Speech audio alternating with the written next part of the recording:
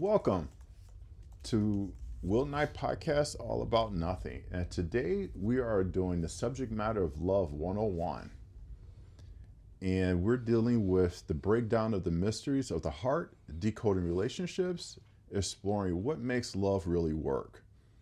Whether you're navigating dating, building a long-term relationship, or just trying to understand yourself and others a little bit better. This is your class in love. And today, my guest is Alfredo. Hi, how are you? I'm doing great. How are you? I'm doing very well. Thanks for asking. So let's break down what is Love 101. I would say Love 101 is just to recognize what boundaries means, expectations, and maybe some rules that we want to establish in our relationship. Okay. What common boundaries couples forget to talk about? Maybe some of them could be uh, having that time for connect themselves, like personal time. Also, maybe social time, or in those days could be how we use social media, which sometimes lately we notice is like I would say unfortunately it's affecting how couples communicate. Okay. Can boundaries change over time? Absolutely. Think about boundaries is something that we establish right now based on situations that we are living and maybe some stresses or maybe something that we see is not working. So we can review those boundaries in 6 months, 3 months and see if they are working. And if it doesn't, that's fine to change it. So do you recommend changing it after that or just keep pushing through it? I would say I always recommend my my clients to have those check-ins meetings, like 10 minutes every 2 weeks, to see how those boundaries are working, and if they want to continue, try to see something they already established or talk about work, or if they change it, the reasons why, without put any guilt on it. Okay. And just to let our audience know, Alfredo is a therapist. Yes, and a behavioral health therapy CEO of and clinical director of Remotions Therapy Center. Okay. Can expectations differ from boundaries? Or how are expectations differ from boundaries? I would say boundaries is something that we can have personal boundaries, of course, and also boundaries as a couple. And that will be something that we get agreements about something that doesn't make feel comfortable or safe. So those could be when we thinking about boundaries. Expectations could be again, it would be personal expectations or as a couple. What are our expectations? Let's say for next month. Well, that we have more quality time. So, what expectations we have for maybe 2 weeks or in 2 months that we can coordinate like chores at home. So those expectations can be we can call also like goals. Okay. How can a couple talk about expectations without getting into a fight? I know that's a topic of discussion right there alone. I would say hopefully before a fight, I like to think about a difficult situation first. So to get a fight, must something happen before. So I would say, and I discuss this with clients, before you say we have a fight, maybe we have a difficult situation that we couldn't resolve it. So that's like I say, important is to have that time to communicate and review boundaries, review expectations, and and try not to get to the point that we say like it was a fight, it was a miscommunication. So try not to use fight because that's not really a good term. Okay. What examples of an unspoken expectation um, that causes someone to either not, let's say, causes conflict?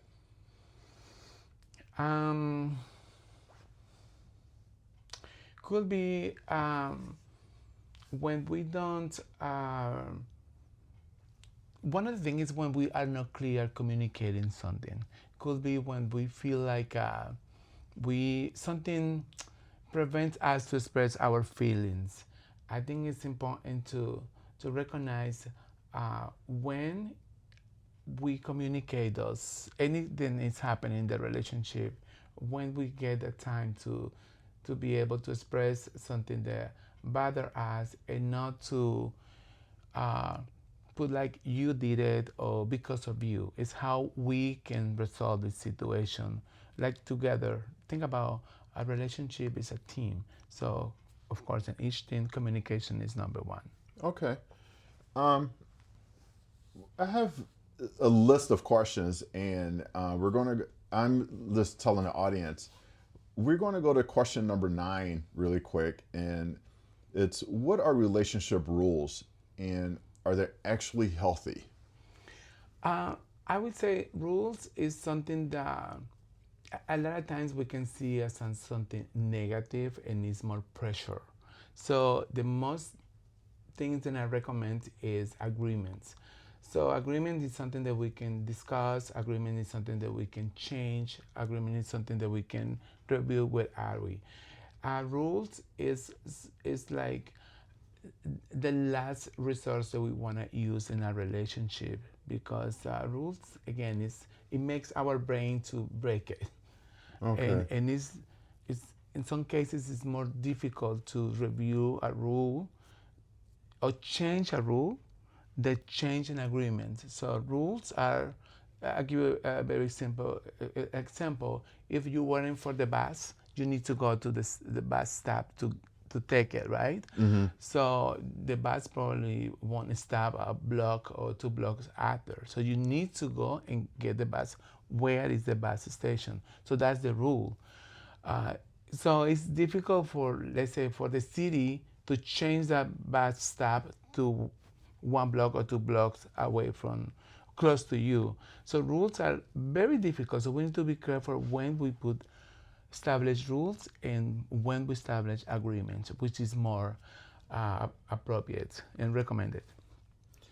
Okay. So, can you give you gave us an example of a rule, but when we come to relationships and newfound relationships, do you want to put I mean, obviously, you're not going to a therapist when Mm-hmm. you're weeks into a relationship. But let's say 6 months into a relationship, maybe 9 months. Do you recommend setting boundaries or right away or wait some time?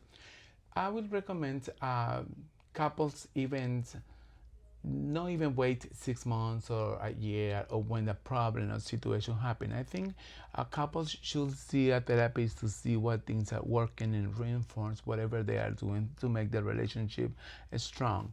So I would say at the beginning it's important to have some first of all personal expectations and what are the expectations in the relationship and see what those maybe expectations or agreements change because of course it's different when somebody's living alone than when they are living with somebody.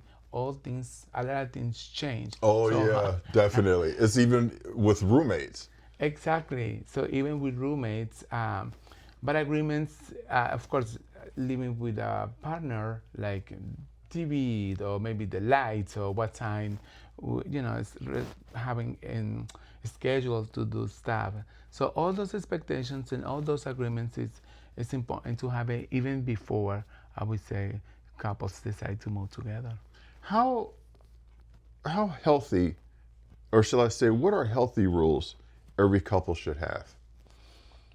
I would say, as I mentioned, agreements. I would say agreements could be when will be the appropriate time to share something that is affecting the relationship.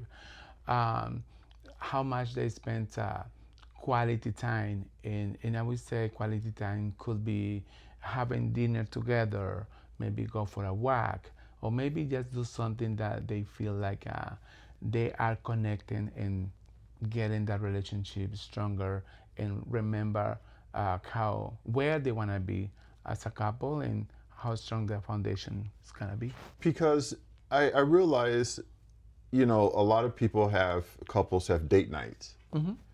And do you recommend that? Yes, I do. But it's interesting that you mentioned that because I have couples to share with me, oh, we have a date night and we start talking about so and so, this happened. And so the date wasn't really the way that we expected. So I definitely recommend dates is for fun. Dates is to think about how healthy, how good is the relationship. It's not the time for having any conversations about, oh, we didn't, yeah, credit cards, or we didn't talk about anything that make maybe a uncomfortable moment. So that's why daytime, fun, a good time. And also there will be moments, and then we want to just let's go see what's going on in our relationship. Let's go see what things are doing well. Let's see what things we can change a little bit, and how can we continue, working together, relationship stable or something. How do boundaries help intimacy instead of killing the vibe? I would say it all depends. Like I say, how those boundaries could be. It's not about limits. It's about like expectations in assume like how your partner is feeling at that moment, right? And how maybe be more realistic, and what things can happen in intimacy and having that connection, and thinking about is I mean, it's not like it's appropriate. It's not exactly the time. It's just having that communication and say like, hey, on Mondays I work at I don't know 3 o'clock, 5 o'clock in the morning. So I usually like to be in bed by 10 o'clock. So maybe once I have my schedule or things that I need to do in the morning, maybe things can happen right at night before. But it's good to have at least to say all those days, and I want to be focused, relaxed, or something for next day. What's interesting, I feel, is that when couples start dating, I feel that one person puts more stress on the other person. Sometimes it could be either something simple as when they start to move in or they travel together. It could be something as, hey, let's go out to dinner, and you strike up a conversation because you're touring and you're excited about this new place. So you strike up a conversation with another person, and your significant other gets upset and just kind of like, I'm done. I'm walking out, and it's just kind of like we're out here as a couple meeting and trying to survive and looking at other couples, in conversations of touring and things like that. Do you see where boundaries could be set, like when you go out to dinner, to have that boundary as of we're not talking to anybody, this is our time? Yeah, I would say it's like I say, it all depends of communications. But I feel like, and I recommend this to my clients, having a plan. Let's see what will happen if we go like dinner. What is our intention for this dinner? Is to connect, is to talk about our future plans, to how we feel about each other, or is just socialize. So identify what date means. So that's the important thing. Interesting. And also, if it's a situation that something happened because we can predict if somebody show up maybe in a dinner time, how can we act at that moment? So maybe having all those conversations, like I say, an action plan definitely help.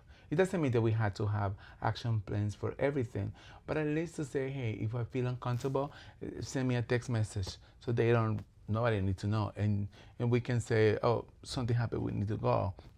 Or things like that. I think it's important to have some clear, again, communications and agreements, and having an action plan. So break it down to, this is a date for us versus we're going out to socialize. Yes. Okay. What happens when one partner sets boundaries and the other one resists? I say it's important to review why these boundaries is affecting the relationship, how these boundaries is affecting communication, or how these boundaries can help to grow. So uh, it's depending of the boundaries, and boundaries is not like don't do it or put in a wall. It's just to make the communication of the, like be able to express feelings and concerns, feeling safe and okay to talk. So boundaries is not, it's not that word can sounds a little bit like a rule or like a wall, but it's just to have a clear communication. Okay. So we're going from independence to closeness. Yeah. And from a relationship standpoint, when someone moves in with the other person, or you both move in together, you lose, one person loses or several people loses that independence that they have. How do you discuss that with your clients or couples? Yes. So I think it's important to recognize that, first of all, changes are, of course, are common, but and also recognize what is important. Um, exactly like spend time alone, like take time for ourselves. And let's say they are a couple move to a small studio, so maybe uh, uh, spend more time. Uh, I don't know, in the kitchen or maybe in the bathroom. I hear some clients, they bring a pillow to the bath and just listen some music, relaxation or something, because they need a space, they need a time. So I feel like it's important to recognize what is something that I want to bring about me in the relationship, and something that I okay to negotiate. Okay. So the important thing is have your own space or set time up for yourself. Time for ourselves, a time for to be our, yeah, to for ourselves to feel like yes, I'm in a relationship, but I'm also I have my own person, then I don't want to lose. Okay. What are some of the signs of a relationship lacks healthy boundaries? I would say when the situations or the problem is almost the same, and especially when couples say, "Oh, we always discuss about this. We never get a resolutions about this. Or it's always you. Or it's always." When we start using all those terms, is when we need to recognize, okay, what we have done to improve, or what we need to do to basically close that chapter and move on. So those like keywords that we want to see, something that is repetitive. Okay. So my last question to you is, if couples could remember one thing about healthy love, and our subject today is Love 101, what would you recommend? I would say when people they feel safe, when they feel they are respected by their partner or significant other, when they feel free to do what they enjoy to do, and also when they recognize a balance between their personal life and in their life with their their partner. Okay. Do you recommend that couples, or shall I say, I know some couples sleep in separate beds. They have separate bedrooms. Um, there are many cases why it could be medical conditions. Like I know some clients they snore a lot. Yeah. And so, Oh my God, yes. Yes. or somebody probably don't really sleep well, so they move a lot in the bed. So yeah, I think it's part of the agreements, right? I noticed that especially in adults, like elderly people, they have their own bedroom. I think it's like I say, it's not about just the time; it's about quality time. When couples recognize that quality time is helping them to grow, and to, building something together. Okay. Well, this wraps up for All About Nothing. Thank you, Alfredo, for joining us today as we continue this discussion on mental health and therapy, and we hope everyone enjoys this. And can you give everybody your... Yes, sure.